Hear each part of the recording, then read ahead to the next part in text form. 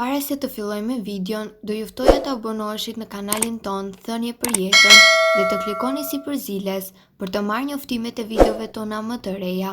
Faleminderit. A keni arritur moshën 50 vjeç? Studimi i fundit. Ja çfarë duhet të bëni për të jetuar sa më gjatë. Nga mosha 50 vjeçare tutje, sistemi imunitar i trupit do bësohet gradualisht dhe kjo çon në zhvillimin e disa sëmundjeve. Disa sëmundje të zakonshme në moshën e mesme janë gurët në veshka, pneumonia, ataku në zemër.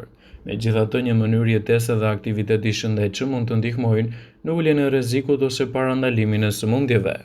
Këto janë disa nga problemet më të zakonshme shëndetësore pas moshës 50 vjeçare. Ataku në zemër. Sipas Organizatës Botërore të Shëndetësisë, rreth 17.9 milion njerëz humbasin jetën nga sëmundjet kardiovaskulare çdo vit dhe 1 në 2 burra në të 50-tat rrezikohet të ketë sëmundje të zemrës në një moment.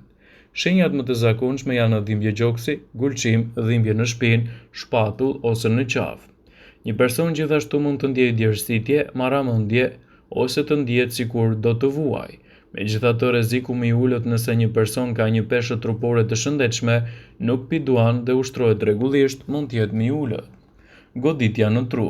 Ndodh kur gjaku nuk arrin në pjesën e trurit siç duhet dhe ato qelizat e trurit fillojnë të humbasin jetë. Është e nevojshme të kërkoni ndihmën e menjëhershme nëse ka dobësi ose mpirje të papritur të fytyrës, të krahut ose të këmbës. Nëse keni humbje orientimi ose personi ka konfuzione dhe ka probleme në të folur, duhet të paraqiteni tek mjeku. Për të reduktuar rrezikun e goditjeve në tru është e nevojshme të mbani nën kontroll presionin e gjakut, të ndiqni një dietë me kolesterol të ulët, të menaxhoni stresin, të ushtroheni dhe të ndaloni pirjen e duhanit. Aneurizma. Një aneurizëm ndodh kur muri i arterieve dobësohet dhe fryret nga jashtë. Nëse ai mur lëshon rrugë, mund të çojë në gjakderdhje serioze të brendshme ose goditje në tru. Simptomat mund të përfshinë dhimbje të përzierë, marramendje, lëkurë të butë dhe një rritje të shpejtë të rrahjeve të zemrës. Gurët e tëmthit. Këto janë copta të ngurtësuara të tëmthit, një lëng që ndihmon trupin të heqë qafe me urina dhe mund të ngjecë në dalje nga fshikza e tëmthit, një organ i vogël poshtë të mëlçisë. Për masat e tyre mund të variojnë nga një kokër rrëre në një top golfi dhe mund të shkaktojnë dhimbje të forta në pjesën e sipërme të barkut dhe prapa kërthizës. Një person ka më shumë gjatë etiketa to nëse është i trash, ka diabet ose sëmundje Crohn ose nëse nuk ushtron. Pankreatiti akut. Ndonjëherë mund të shkaktohet nga gurët e tëmthit, është një inflamacion i pankreasit i cili ndodh në enzimat dhe hormonet si insulina që ndihmojnë në tretje. Shkakton dhimbje të forta stomaku, marramendje të vjedha, ethe dhe një gjendje që mund të jetë kërcënuese për jetën. Nëse shfaqen këto simptoma, është e nevojshme që menjëherë të kërkoni ndihmë mjekësore.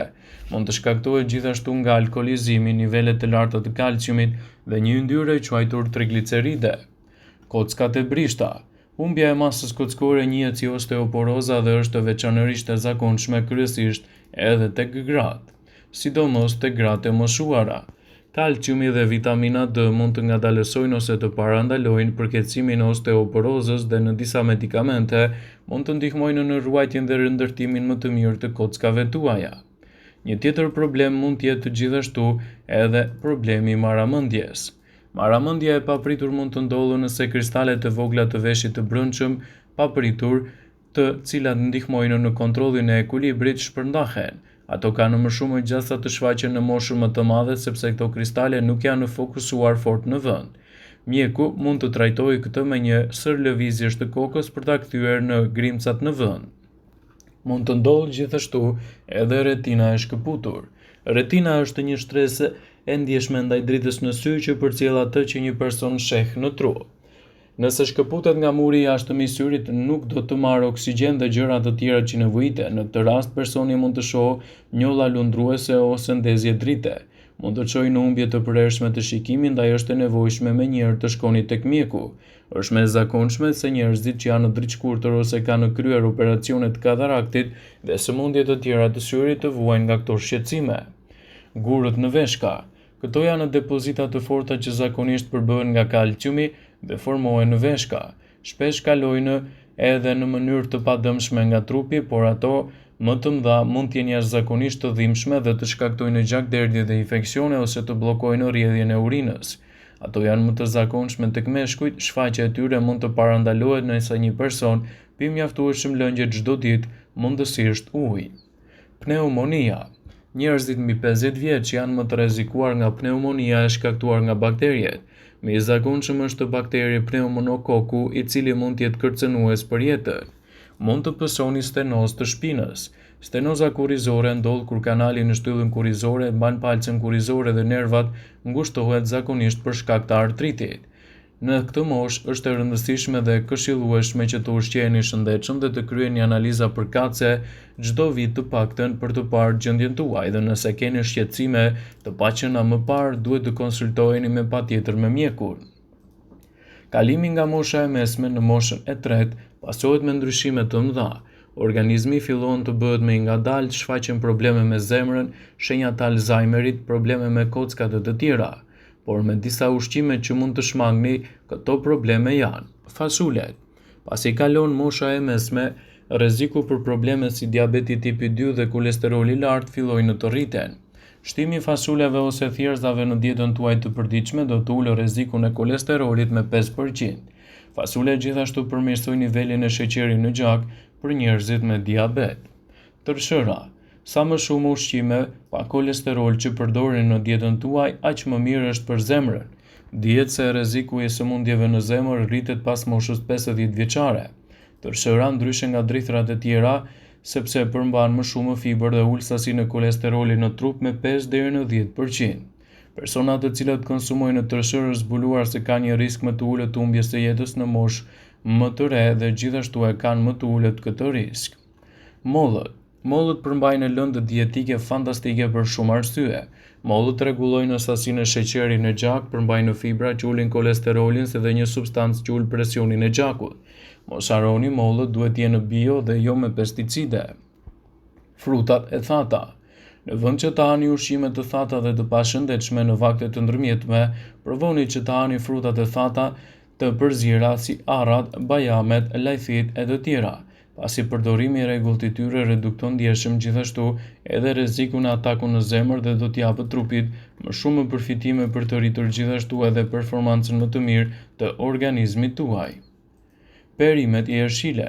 Duket tani se ajo është e rëndësishme për shëndetin tuaj kardiovaskular dhe metabolik, po sikur t'ju flasim pak për shëndetin mendor. Këtu përmendim gjethet jeshile. Kërkimet kanë zbuluar se njerëzit të cilët hanë gjethe jeshile si spinaqi, marulja, rukola e të tjera, u krahasuan me njerëzit 11 vite më të rinj që nuk i hanë, dhe është zbuluar se ato që konsumojnë këto kanë aftësinë njohëse më të mirë se ata që nuk i konsumojnë. Frutat e pyllit. Të gjitha llojet e frutave të pyllit janë fantastike për shëndetin tuaj mendor. Ato reduktojnë inflamacionin dhe ndihmojnë me kalimin më lehtë të gjakut në trup. Rezultatet treguan se duke konsumuar këto fruta, ulet rreziku i zhvillimit të Alzheimerit. Kosi.